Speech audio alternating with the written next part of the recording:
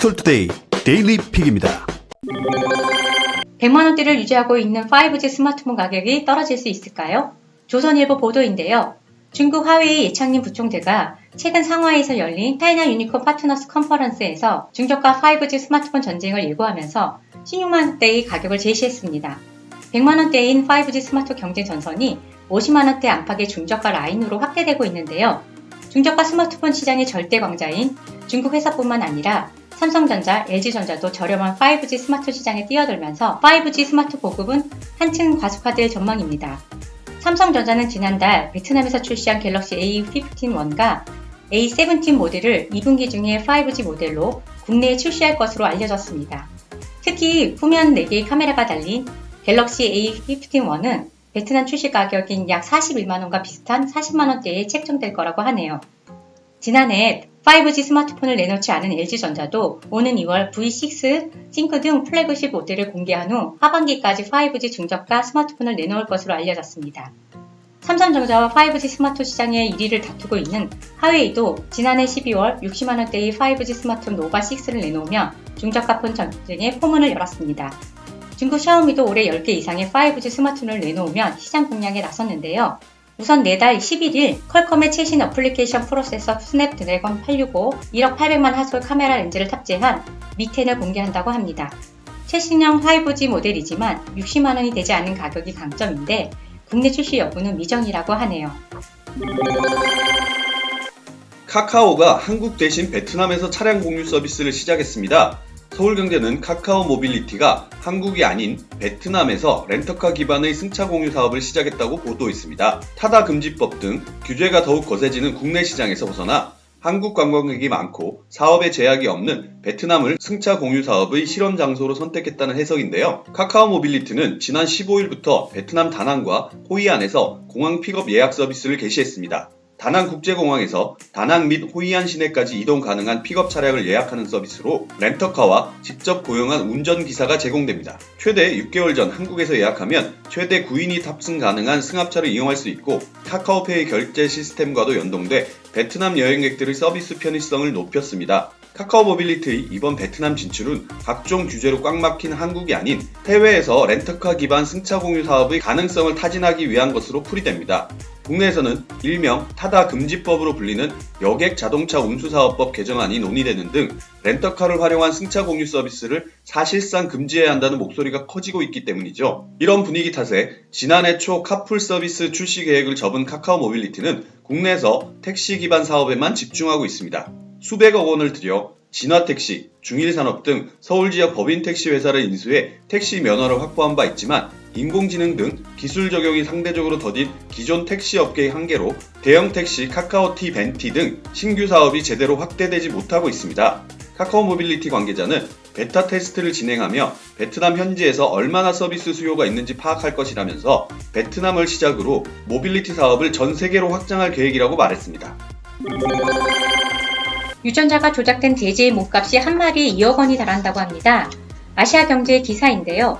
500kg짜리 한우 한 마리는 육질의 등급에 따라 600만원에서 1000만원 정도 한다고 합니다. 그런데 돼지 한 마리가 2억 원을 넘는다고 하는데 도대체 어떤 돼지이길래 그렇게 비싼 걸까요? 미술작품 속 돼지를 말하는 것은 아닙니다. 분명 사육해서 파는 돼지인데 최소 1억에서 2억 원을 호가한다고 합니다. 유전자 조작 돼지인데요. 유전자를 조작한 돼지가 비싼 이유는 이종이식을 위해 유전자를 조작해 사육한 돼지이기 때문입니다. 인간은 인간의 장기와 크기가 비슷하고 영장류에 비해 사육기간이 짧으면 사육 비용도 적게 들어 대량 생산이 가능해 여러모로 유용합니다. 그렇지만 돼지 장기도 인간에게 이식할 수는 없습니다. 돼지 장기는 영장류에 이식하면 다른 이종 장기와 마찬가지로 면역 거부 반응이 나타나기 때문입니다. 돼지의 장기 표면에 있는 알바갈이라는 성분이 격렬한 면역 거부 반응을 일으켜 장기 이식받은 영장류를 사망하게 이르게 합니다. 유전자 조작 돼지는 유전자 편집 기술을 이용해 돼지 몸속의 알파가를 제거한 뒤 수정란을 복제해 대리모에게 수정 착락시키는 돼지입니다. 이 돼지를 국립축사과학원에서 사육하는데 한 마리의 가격이 최소 1억에서 2억 원가량 한다고 합니다. 이렇게 유전자가 조작된 돼지 사육에 공들이는 이유는 무엇일까요? 사람의 장기는 고장난 자동차의 부품을 새 것으로 교체하는 것처럼 다른 동물의 장기로 대체할 수가 없습니다. 오직 인간의 장기로만 대체가 가능합니다. 질병관리본부 장기이식관리센터에 따르면 국내 장기이식 대기자는 38,500명이라고 합니다. 장기 수요에 비해 기증자가 충분하지 않기 때문에 이들 대기자 중 고작 12%만이 장기 이식을 받을 수 있다고 합니다. 이들도 무려 3년 3개월 정도를 기다린 끝에 이식을 받는 건데요. 나머지 80%의 대기자들은 이식을 기다리다가 죽음을 맞이할 수밖에 없는 현실입니다. 현실이 이렇다 보니 과학자들은 인간의 장기와 가장 비슷한 돼지를 대상으로 이종 장기 이식을 연구해왔습니다. 2018년 독일 미넨대 연구팀은 개코 원숭이에게 돼지 심장을 이식하는 데 성공합니다. 그전에도 이식에 성공했으나 개코 원숭이는 2달을 넘기지 못하고 사망했습니다. 미넨대 연구팀으로부터 돼지 심장을 이식받은 개코 원숭이 중에 최장 195일을 생존한 개체도 있어 대단한 성과를 거둔 것입니다. 인간이 아닌 다른 동물이기는 하지만 이종 이식의 성공 가능성은 유전자 조직을 통해 알아낸 거죠. 이런 연구의 최종 목표는 면역결핍 돼지에게서 떼는 장기가 인간의 몸에 이식됐을 때 면역체계를 성공적으로 안착시키는 겁니다. 난자를 사용하지 않기 때문에 현행 생명윤리법에도 어긋나지 않아 연구의 장애물은 없는 셈입니다. 제 문자 메시지에 언급됐던 여성분들께도 어찌 사죄를 드려야 할지 사죄가 될 수 있을지 모를 정도가 됐습니다. 그러나 저는 결단코 이성의 신체 사진을 몰래 촬영해 유포하는 부도덕한 짓을 저지르지 않았습니다. 중앙일보에 보도된 배우 주진모 씨의 해명인데요.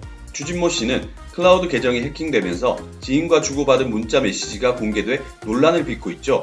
주 씨가 동료 배우와 주고받은 것으로 추정되는 문자 메시지에는 여성들의 사진과 그 여성들을 성적으로 희롱하는 뉘앙스의 대화들이 등장합니다. 주 씨가 그의 동료 배우와 나눈 대화에는 여성의 수영복 사진을 올리며 상태 특 A급 등 여성을 성적으로 대상화한 표현들이 나옵니다. 주 씨는 그 여성들에게 사과하면서도 문자 메시지를 불법으로 해킹한 사람과 유포한 사람들에게는 법적으로 대응할 것이라고 밝혔죠. 반면 여성단체에서는 주진모 역시 가해자라며 문자 메시지에 등장하는 여성들을 대리해 주 씨에게 법적 책임을 물을 것이라고 주장하고 있습니다. 당장 주 씨에게 적용될 수 있는 범죄로는 성폭력 특례법에 나온 카메라 등을 이용한 촬영죄인데요. 주 씨는 불법 촬영이 없었다고 주장했지만 촬영 대상자의 의사에 반해 촬영물을 유포하는 행위도 5년 이하의 징역이나 3천만 원 이하의 벌금형에 처해질 수 있습니다.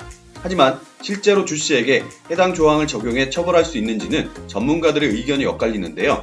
장윤미 한국여성변호사회 공보이사는 성적 수치심을 일으키는 사진이라면 촬영 대상자의 동의 없이 찍은 사진인지 아닌지를 떠나 당사자의 동의 없이 배포한 것만으로 처벌이 가능하다고 밝혔습니다. 반면 김상균 변호사는 동의 없이 찍은 사진으로 보기 어렵고 은밀한 신체 부위를 확대하는 것과 같이 성적 수치심을 일으키는 사진인지 불확실하기에 유포 여부만 가지고 처벌을 확신하기는 어렵다고 말했습니다. 또 명예훼손이나 모욕죄는 전파 가능성이 범죄 성립 판단에 반영되는데요. 주 씨는 1대1 대화를 통한 사적 대화를 했던 만큼 외부로 퍼질 가능성이 낮아 처벌될 가능성도 높지 않다는 의견들이 있습니다. 2018년 대법원은 상사를 비방하는 글을 자신을 포함해 4명이 있는 단체 채팅방에 올린 사람에 대해서 전파 가능성이 낮다며 무죄를 선고했습니다.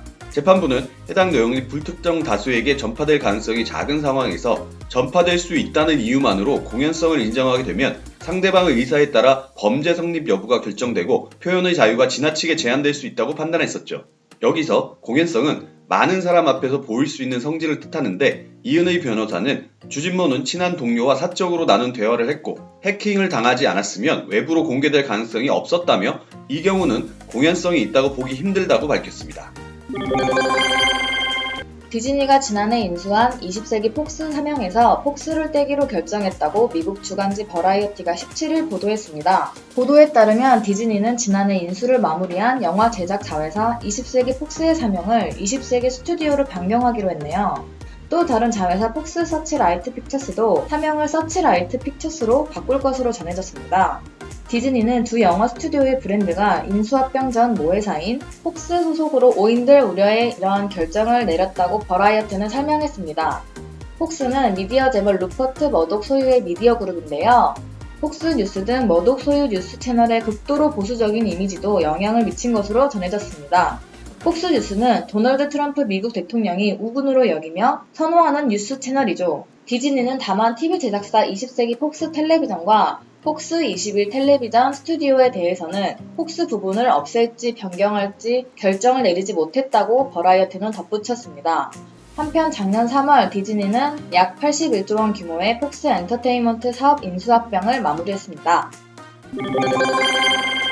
하루에 종이 매체를 보는 시간이 30분도 채 되지 않는 것으로 나타났습니다.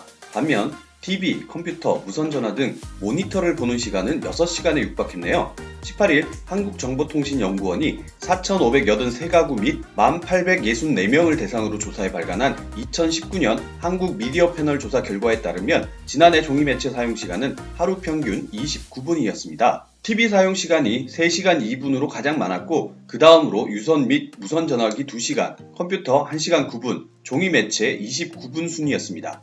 2011년 53분이었던 종이 매체 사용 시간은 8년 만에 절반 가까이 감소했네요. 이와 함께 소셜 네트워크 서비스 이용률은 조사가 시작된 2011년 이후 처음으로 줄어든 것으로 나타났는데 지난해 SNS 이용률은 47.7%로 전년 대비 0.6%포인트 감소했습니다. 가장 자주 사용하는 SNS는 페이스북이 29.6%로 여전히 1위였지만 2017년 이후 감소하는 추세네요. 2위로는 카카오 스토리가 26.3%로 높게 나타났고 다음으로 인스타그램 19.3%, 네이버 밴드 10.6% 순이었습니다.